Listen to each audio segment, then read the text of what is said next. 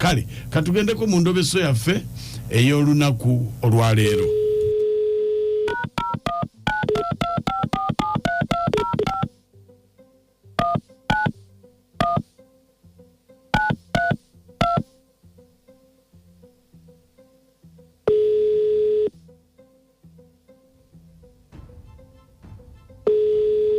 Hello.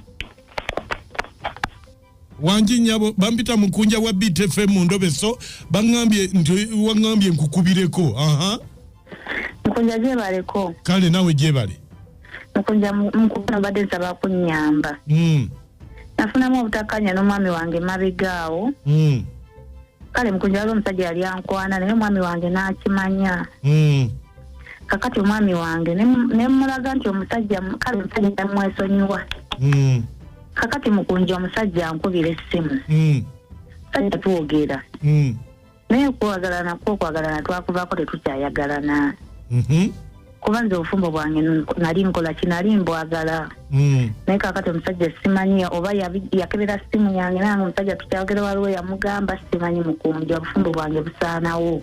Omusajja kiki busaanawo butya? Omusajja ngobaganya ngamba muviire simanyi musajja kyamutabula nga ate waliwo namulaga nti omusajja Monsonyi yali andaga nti akivuddeko. Naye omusajja yattuse lumwa ngobaganya ngoba ewaka. Kati kiki oyagala tumubuuze?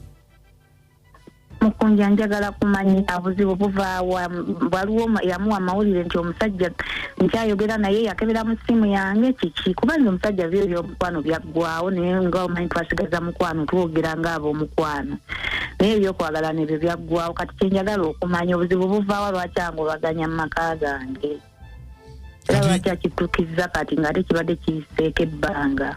Kati bwe mufuna onaayogerako naye? Mukunja saagala kwogera naye era saagala amanye nakumanya nti nakkonedde. Kale beerako ku simu tovaako. Kale sebanyale.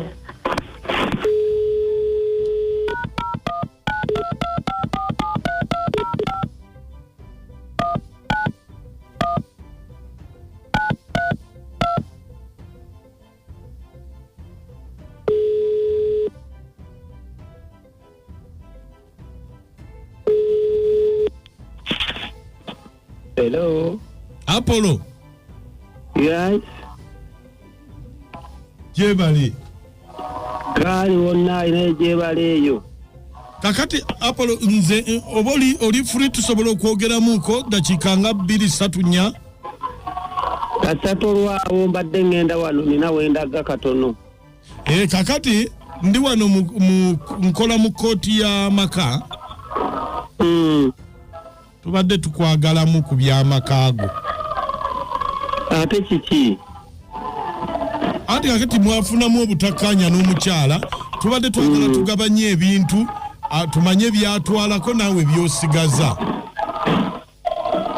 Ekyokugabana ebintu tekijja kisoboka bannange.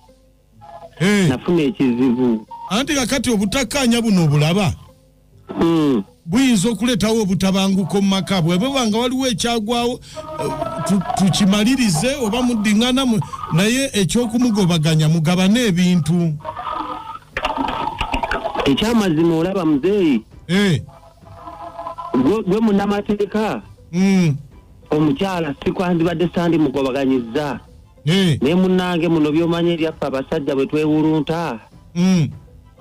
Ate olowooza nga saagenda nga seesa mpikina namukozi awusigala waka.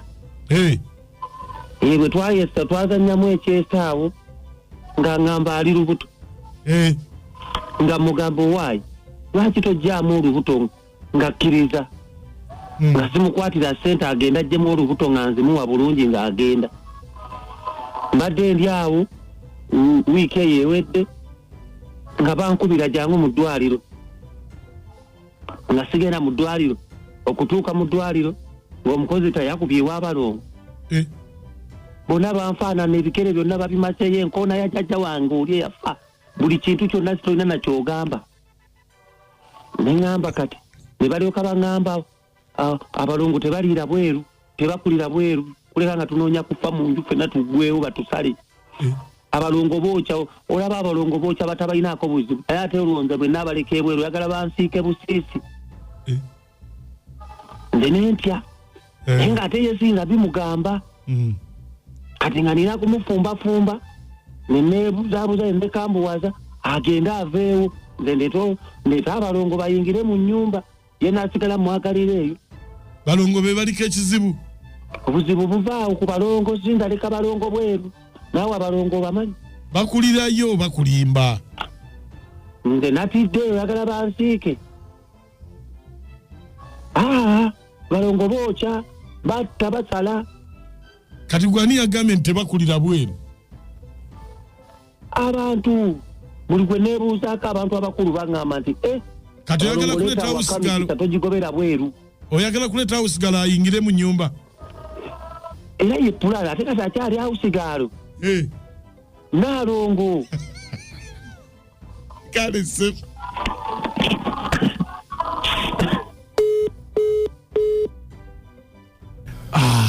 abalongo tebajja kukulira bweru ate era balina okufuna ennyumba tekitegeeza nti maama ave mu nnyumba awo sigala ayingire endobeso mugiwulidde abalongo balina kukulira waka ne bananga abasajja obwobwongo bwamwe babuyiwamu ki ne mukunja nzindaba nga oyo musajja akowa bukoyi mukyala we nzindaba wekwasa kyabalongo ekyo omukazi yamukowa bukoyi amubula ekituufu nti yamukowa sigadde birungi ebuwambo mukunja munaye ayinza okuba ono naalongo katogo ku kyoga bannange ebyo byali byadda nti abalongo tebakulira bweru ng'ojja mukazi wo mu nnyumba ng'omukasuka ebweru mbu kubanga wazadde abalongo afune wabapangisiriza agira abateekawo nga bwanoonya ssente ezibazimbira amaka agaabwe mutwalize muli nammwe basajja mmwe bannange abantu bakuliriza ebintu ono naalongo katogo ku kyoga katulabe naalongo katongole ye atugamba atya era nange ensendoolemwa